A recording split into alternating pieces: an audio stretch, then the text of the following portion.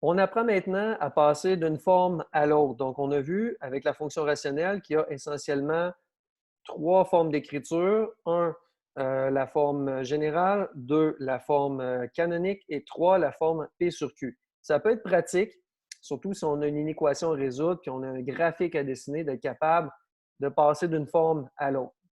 Alors, on va voir plusieurs exemples parce qu'il y a différentes formes. Donc, si le premier exemple ici, on essaie d'écrire cette forme-là, donc ça, c'est une forme indéterminée, hein, ce n'est pas écrit en forme générale encore, puis je veux la transformer en forme canonique.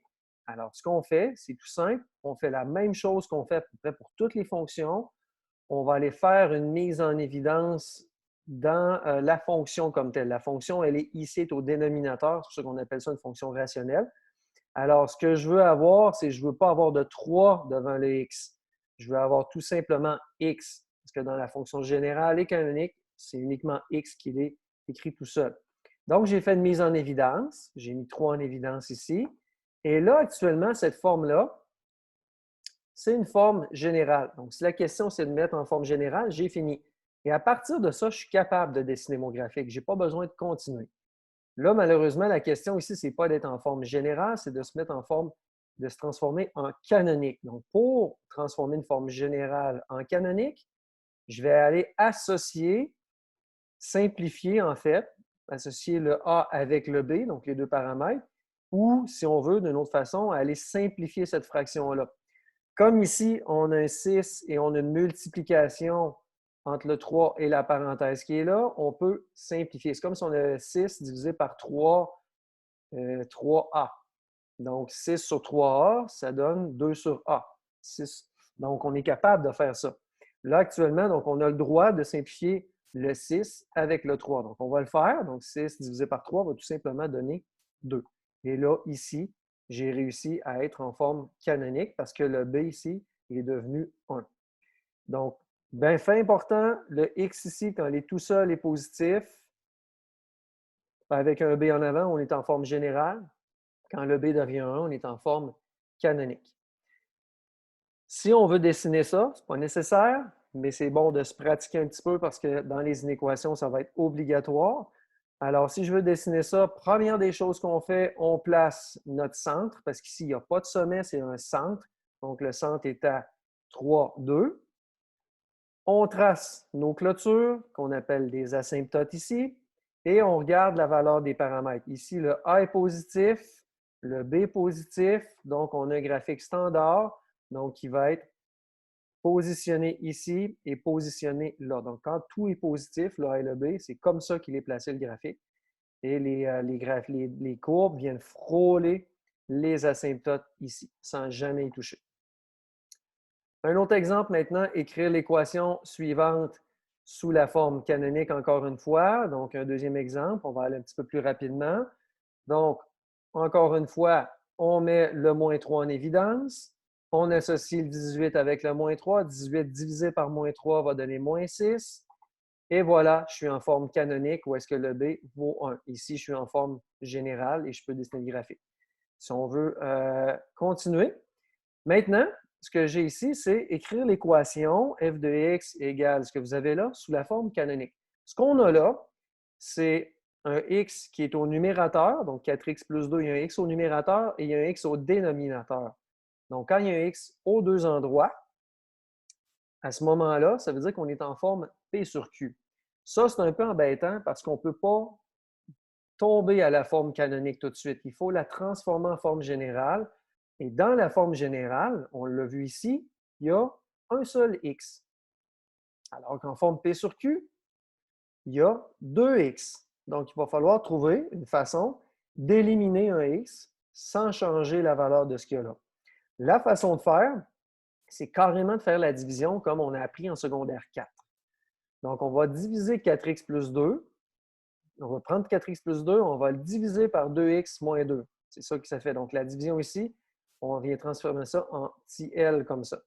Alors, on va faire ça. Un petit rappel pour ceux qui sont rouillés un petit peu dans la division. Donc, par exemple, si on avait 7 divisé par 2, on peut dire que bon, ben, le plus grand nombre de 2 qui rentre dans 7, c'est 3. 3 fois 2 va donner 6. Il reste 1. Donc, Au primaire, on laissait ça comme ça, on disait 3 reste 1. Maintenant, ce qu'on essaie de faire, c'est de dire, bon, ben oui, il y a 3, mais il reste 1 qu'on aimerait diviser par 2, mais qui ne nous donne pas la possibilité de le faire. Donc, c'est 1, c'est 3, plus un reste d'une demi. Donc, 3 reste 1. Maintenant, si on parle un petit peu plus en langage de secondaire 5, on va dire que c'est 3 plus une demi, donc ça donne encore 3,5. Évidemment, comme 7 divisé par 2. Et c'est comme ça qu'on va résoudre ici. Donc, ce qu'on fait, c'est qu'on associe, premièrement, combien de 2x va aller dans 4x 2 fois.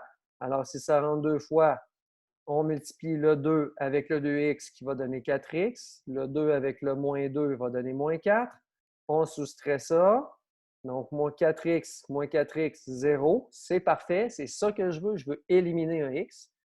Et après ça, il va avoir le 2 à diviser à 2 moins 4. Attention aussi au moins moins, donc ça va donner 6.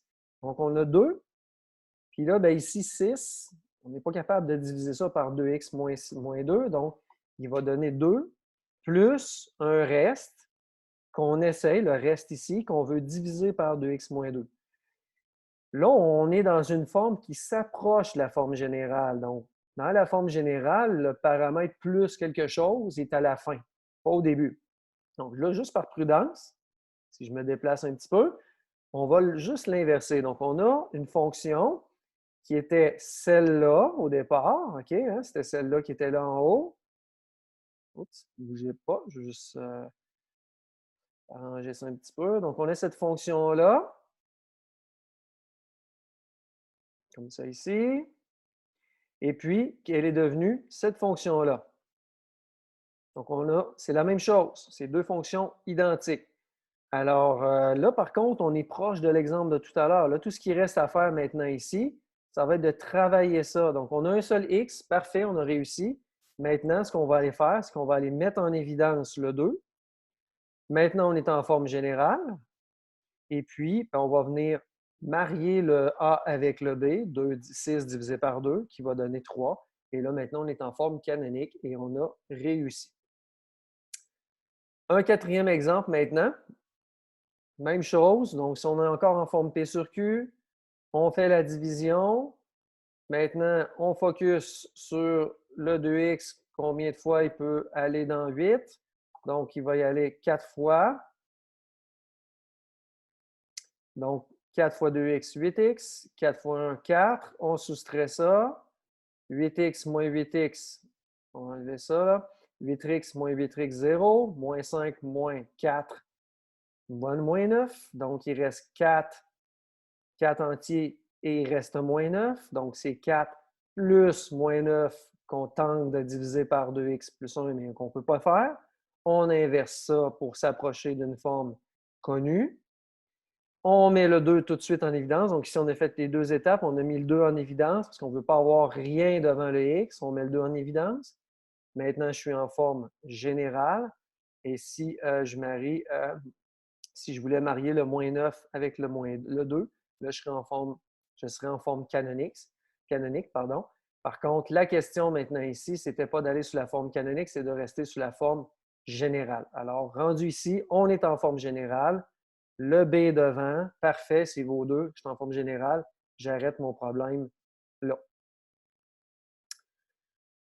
Un autre exemple, un dernier, je crois, c'est écrire l'équation. Ici, on est en forme générale.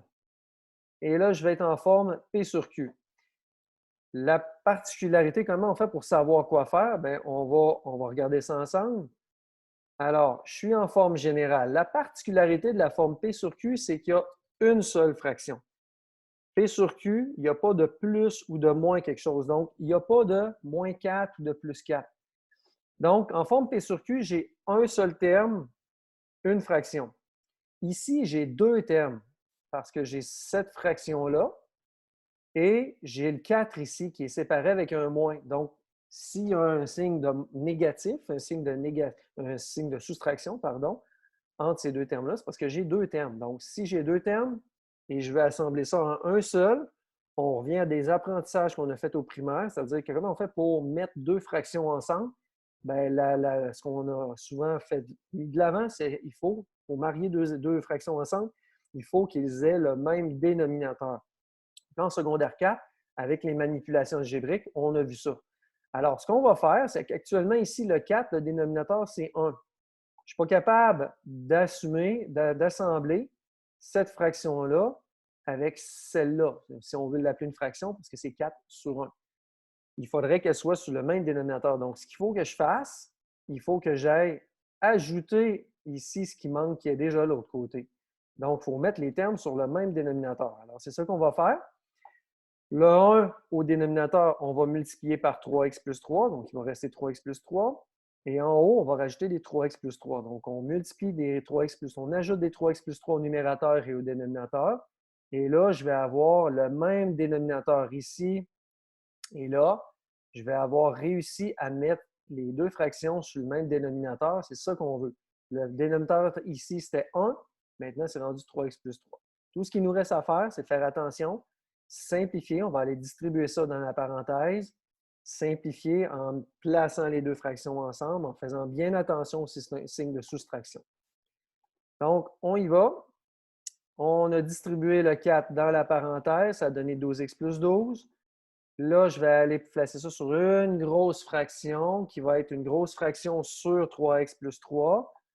En haut, le 2, il soustrait pas juste le 12x, mais tout ça. Donc, c'est pour ça que j'ai mis une parenthèse pour s'assurer qu'on fasse attention, parce que la soustraction va soustraire le 12. Donc, on va faire moins 12x, mais aussi moins 12 aussi.